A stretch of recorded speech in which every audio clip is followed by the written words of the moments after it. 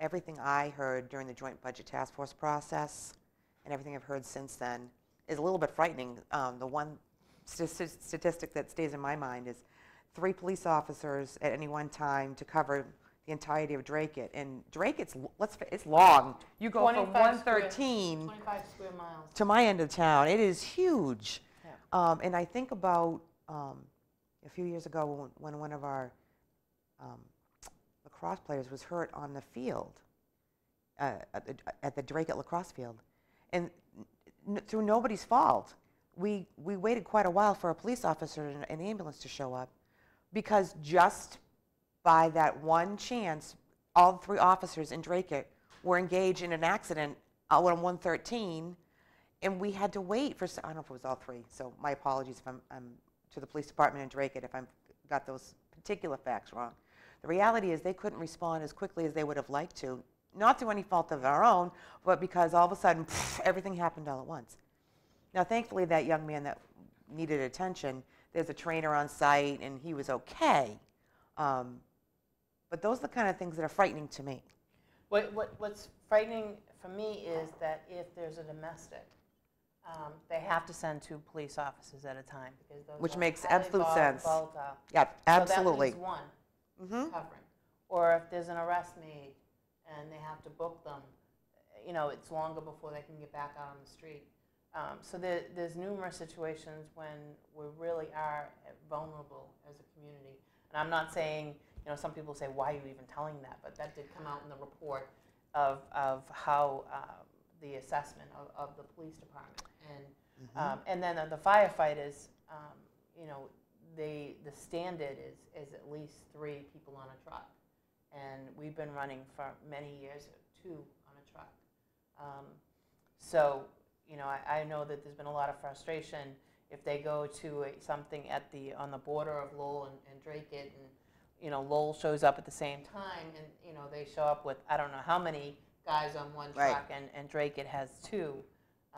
So, you know, it really isn't fair to them or the individuals in the community to be running. It's just an accident waiting to happen. Right.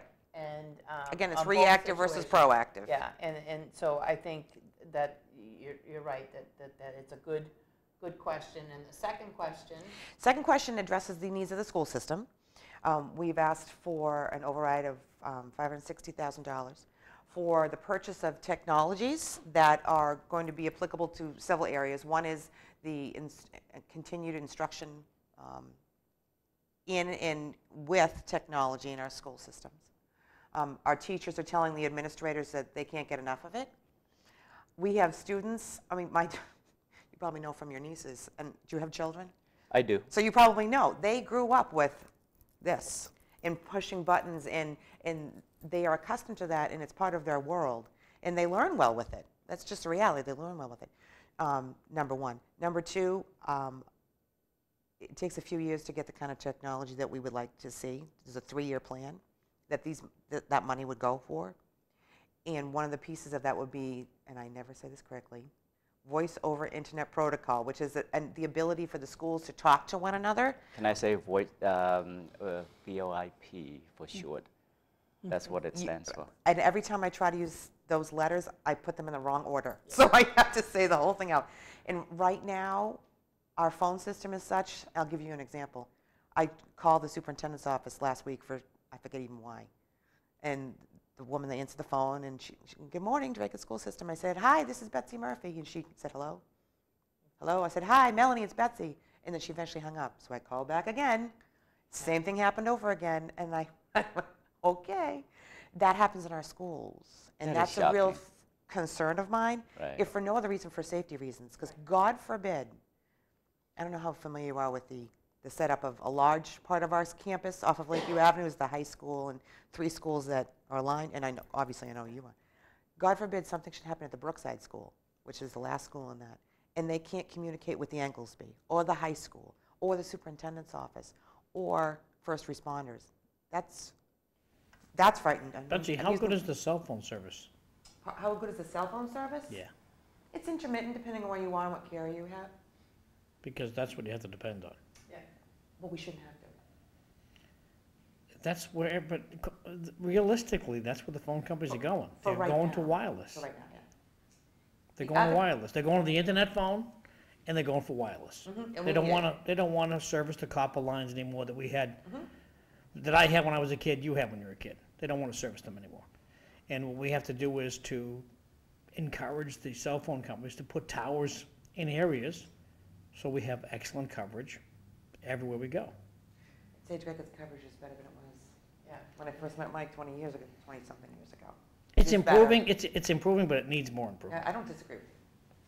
And the other part of the reason we asked for this particular, the monies for this particular item, technology, is this is how I looked at it, and I still look at it, is we will receive a rebate for the amount of monies we spend on technology, and all I could think of was like your 401k plan. I don't want to leave money on the table.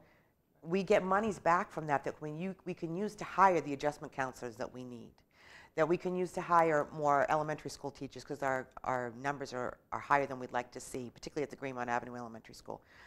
So to me, it was a win-win. We get the kind of technology that we need for our school district, and the monies that we have. What's the rebate? How much do you know? It's a percentage of how much you spend on technology. So again, don't hold me to these exact numbers, but if you spend $550,000, you will end up with $750,000, meaning there'll be $200,000, something like that, in the rebate. So $550,000 turns into $750,000, if that makes any sense. It does. We worked very hard as a school committee to identify the needs that were the most important. Also recognize the fact that we're asking people to spend more of their money.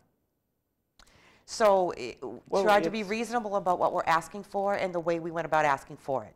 I think the justification is about spending more money on education is much way better than spending money on a prison system.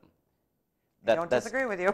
That's always been my advocacy is regarding to that. So in terms of your safety issue that you brought it up earlier, something came to mind, and you did bring up, it's like if there's a borderline between Lowell and Dracut, and you know, the multi-jurisdiction folks come in and help out, maybe, this is my thought, I always thought that the Twin Cities, especially the border cities, should always have some sort of articulation agreement between the two.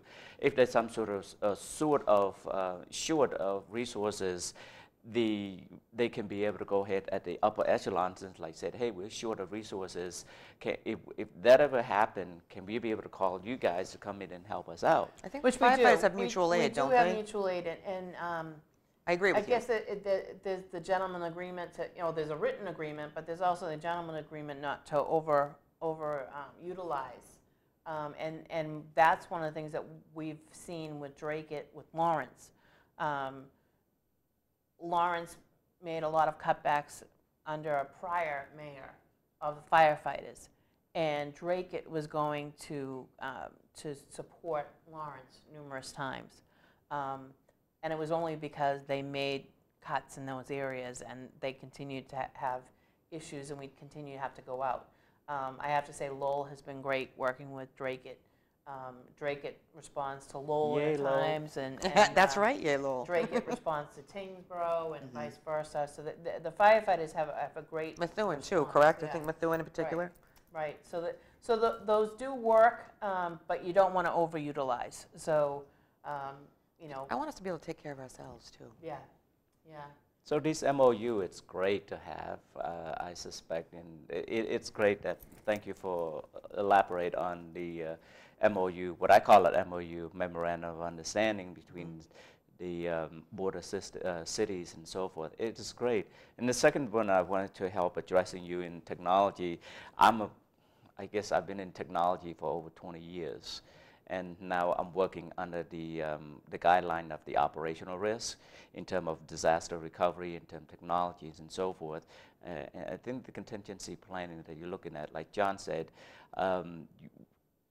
the city needs to reach out to a lot of these technology companies, which they invested billions of dollars into upgrading the infrastructures itself. But I think to using any voice over IP, I think you're probably easier to say that voice over IP. I probably am. Yeah, it is much easier. Voice over IP is more as a rhyme thing. that infrastructure needs to upgrade regardless. It Because does. it definitely is going to play a lot of helpful in terms of classroom environment itself. Because the classroom technology upgrade, you're talking about the iPad, any of the tablet PCs that's going to go in, or laptop that you presented to the students, and the teacher's going to use such thing as like a chalkboard type of thing. It's a much more interactive in the classroom. You remember when we all used to be in high school or school when the teacher bringing this big TV in. Oh, yes. And it was strapped on so it wouldn't fall off the car Right, and kill and then somebody. I always loved that aspect. I said, hey, we're going to get to watch Your kids like technology. It They is. just do. Right. Now, the kids can be able to validate and say, well, Mr. Smith, what you're saying there is not what they're saying on some of these video that they're showing. And Mr. Smith said, no, that's not. And it's like, well, let's watch this screen here. This is what we're aligning. Because sometimes when I was running for that school committee for City Law, I was told that one of the books was still being used that was published in 1991. My goodness, that was the year I graduated from Law High School. And I said, I can't believe they're still using that. By having these PDF electronic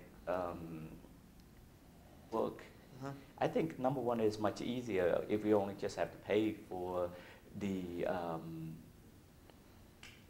what you call it, the License? The online version of it yeah, and the license for it. Thank you. That is what I was looking for, the license. I think because we only have to pay what? If we only have to pay $20 per license per students per year, I think the overall cost is probably much cheaper than paying like Textbooks are very expensive. Yes. And you're right, they're outdated very quickly. Right. Yeah. And then you have to purchase a new book again that costs over $100, and then you multiply that by 2,000 students, and you get the number right there, right? If we only have to pay $15 per license, multiply by that, 200-300 students that have to use it, the number will cut down more than 75%. Excuse me, Cam, Betsy's got to go. She's got to go to That's real it. work. I know it goes fast, doesn't She's it? got real work, so. Yes. Yeah. She does. She has some more job. I So Betsy, appreciate we're for going to that. give you the last word, then you're going to skedaddle, or how long, what's good for you? Are you asking me if I need to leave now? You said you wanted to leave at 6:45. I do, I have to, yeah. So I'm going to give you the last word, then I'm going to change the screen, and you're going to Okay, well, skedaddle. it's been a lovely morning. I really enjoyed meeting you. The pleasure's And mine. of course, I always enjoy spending time with you. Thank you. You too. And it's nice to be able to talk to somebody who's so knowledgeable about Drake-It Oh, thank you. and really understand the nuances of what we're trying to do. I really look forward to working with everybody in town to try to get both these ballot questions passed. I think they're reasonable. I know that we're asking people for more money, and that's never a pleasant position in which to find oneself. How But much it's is for it going to good cost reason. the average family? It depends. The There's a household. grid, and I think it's still, oh Lord in heaven, is it on the town website?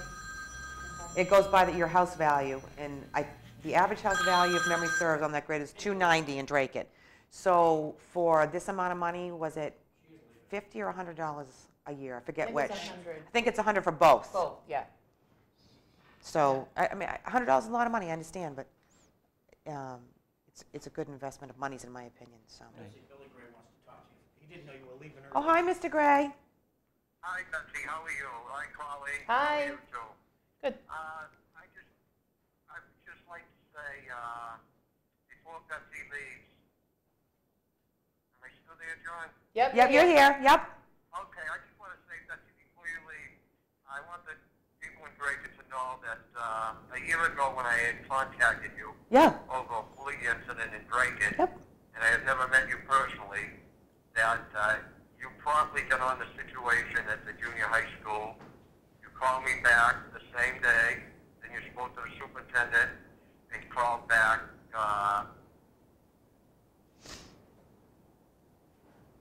Did we lose him? Did we lose Mr. Gray? Uh, Oh, I'm sorry, I thought we lost you for a second. Well, thank you very much, no, Mr. Gray, for saying I that. just wanted to comment on you, the way you handled the situation at the junior high school on the bullying situation. How you got back to me so quickly. Oh, that thank you. day And the next day, and you followed up on it. I want the people of Drake-It to know that. Oh, that was very kind. Because sometimes you get calls, you call all different school committee or selectmen and that. You might not even hear back from, or you might hear it a week later, which is too late, but you were very prompt on that. Oh, thank you. So I want to thank you. We take And bullying I very also- seriously. Right, and I understand that. And I also want to thank Colleen for all she's done for the town. Yeah, with Thank good you. reason. That both you women will have my total support in the upcoming election. Oh, thank you. Thank you very much, Bill. Thank you both for your time. Oh, thank you, Bill. sir. Take care. Should I hit hang up? On that note, we're gonna let you go, Betsy. And I hung up on Mr. Gray. Okay. Thank you so much. Thank you. I Very really good. enjoyed Mama, you talk too much, you talk too much, you talk too much. Mama, you talk too much, you get on my banana. Mama, you're really got, you're really got, you're really got. Mama, you're really got, you get on my banana. Mama, would you buy me out? Would you buy me out? Would you buy me out? Mama, would you buy me out? Would you buy me a banana? Mama, would you buy me out? Would you buy me out? Okay, we're gonna get a little bit longer of a break than I thought, so we're gonna run these pictures. Where's Mr. Pictures? Okay. Let's just go with this guy. Now the next picture I want to just show you the back is Leslie Boulder. You can just see her picture. A lot of people want to know what she looks like. That's Leslie Boulder right there. And I'm not gonna say any more. These are the pictures from last night's party.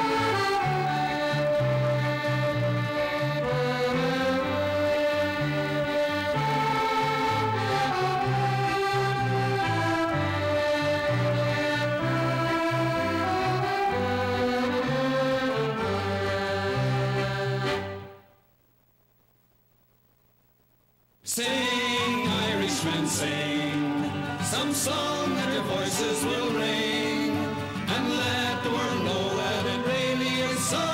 Sing, Irishmen, sing. I dream of that beautiful picture.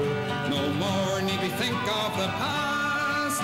They're singing and dancing in Ireland, and the people are happy at last.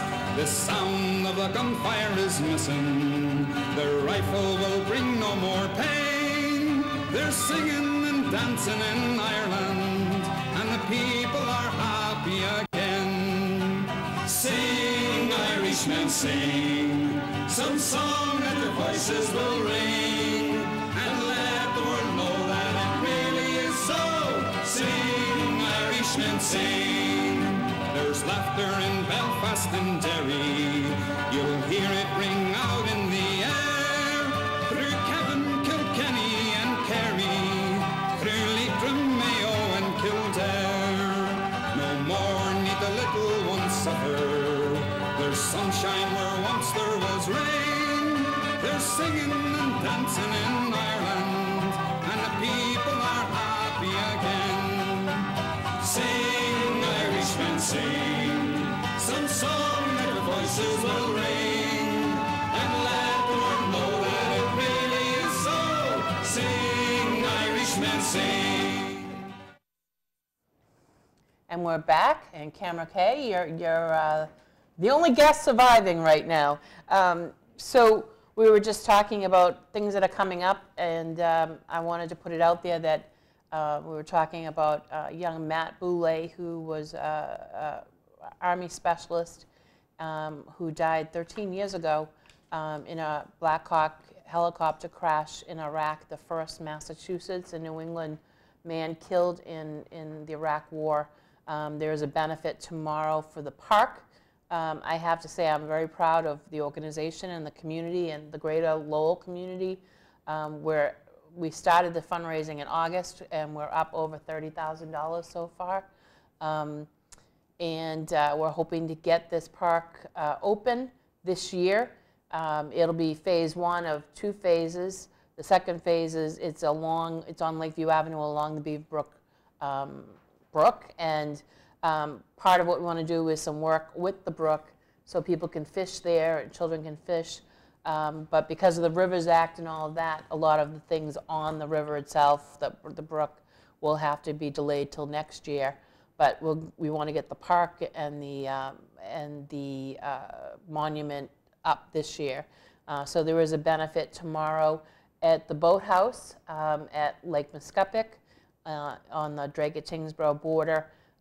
There's several bands that are going to be there. There's a ton of raffles, and it starts at 2 o'clock in the afternoon. I think it goes till 8, but it's going to be another benefit for that if people are interested to look on Facebook. We have the specialist, Army Specialist Matthew G. Boulay page, memorial page, and you're invited to come.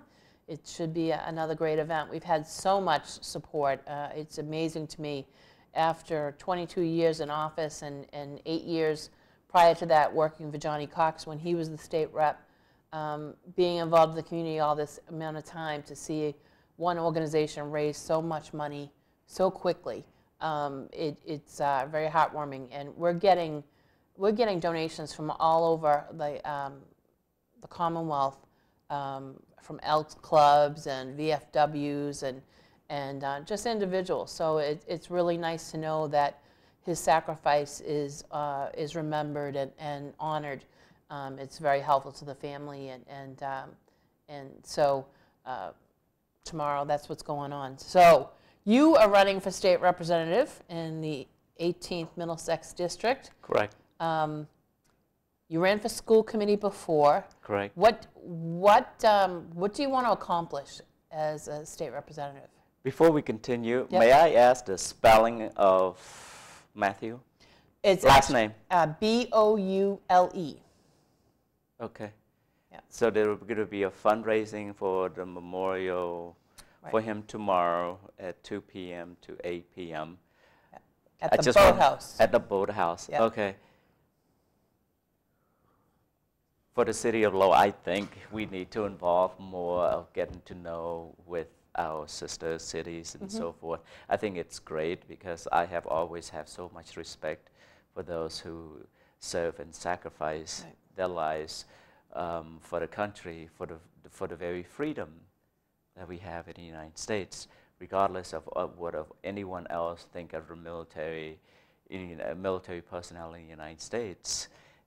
I cannot even begin to fathom, not just in the United States, anyone who actually put in a uniform to be able to sacrifice, knowingly that they get deployed somewhere, they're never going to come home. Right.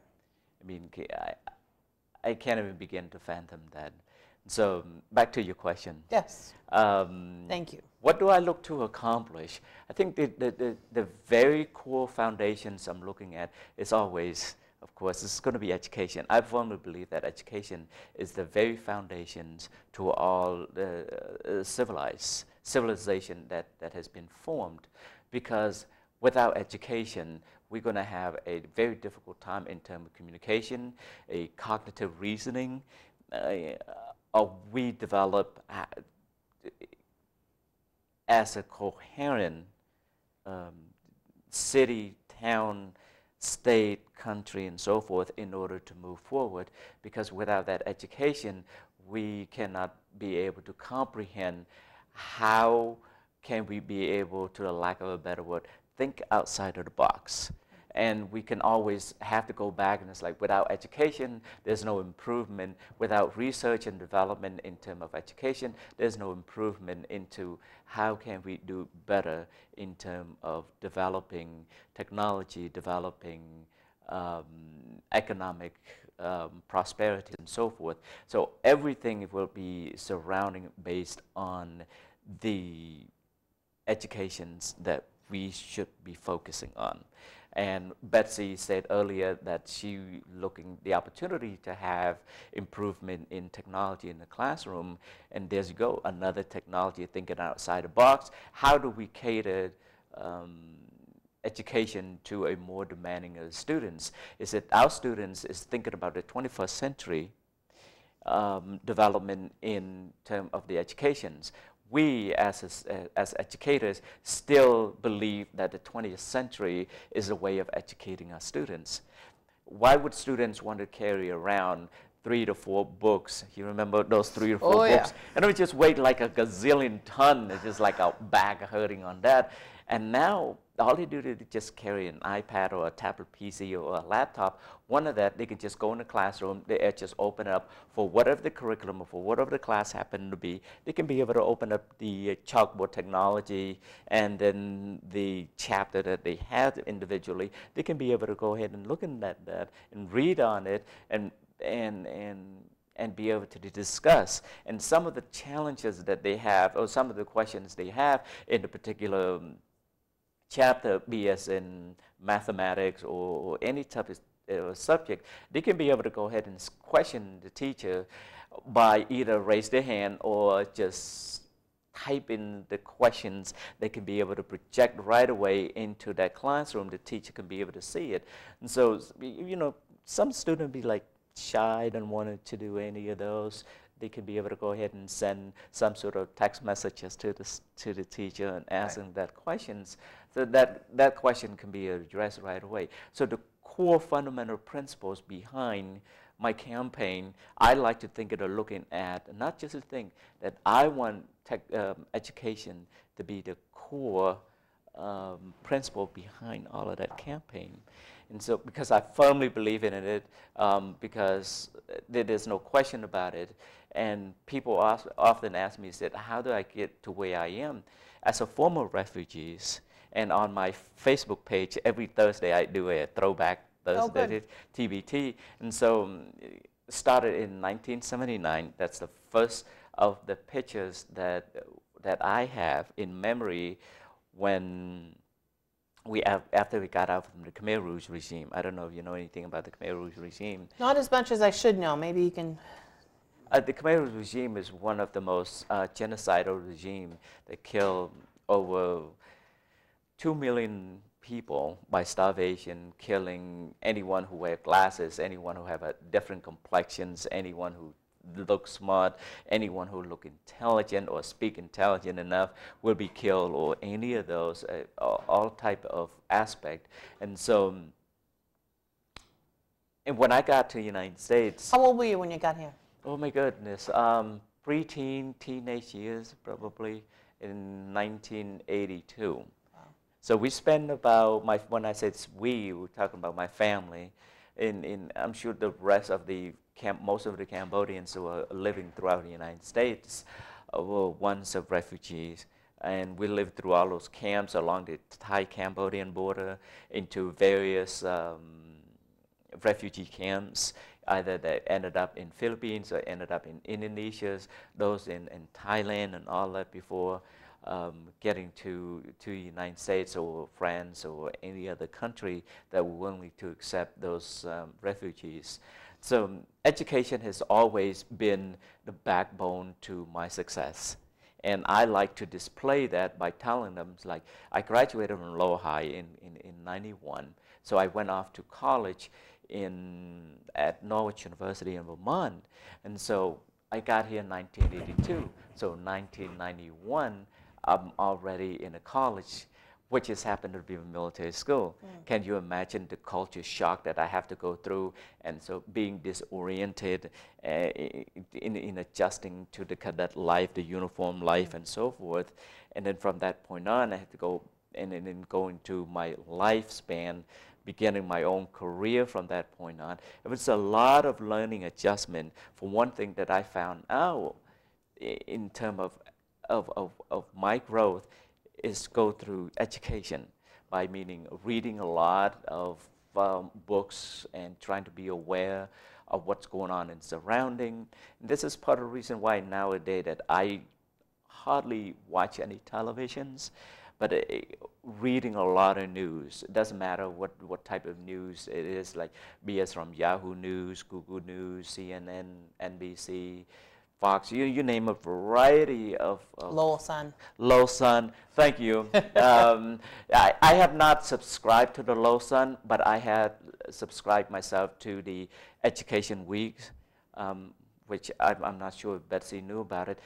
The Education Week magazine, it has a plethora of information in terms of what's going on in the education realm in the United States.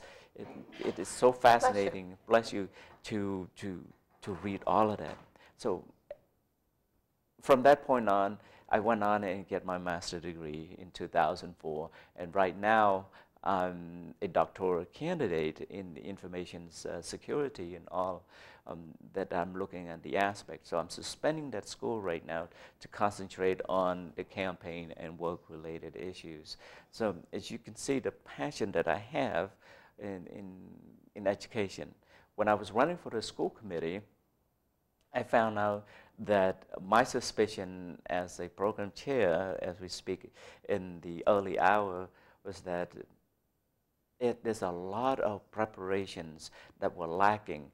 And then I had the opportunity to reflect what was going on during my high school years, the way I was learning in comparison to what our students today are learning, and how they are adjusting their life skills into college level and into the workforce environment. So by preparing our teachers, our educators, we will definitely have all of that. So, excuse me, that is Vietnam Ruin is calling, John. I'm just going to go ahead and pick it up. Oh, do we need Would that to do be it? okay?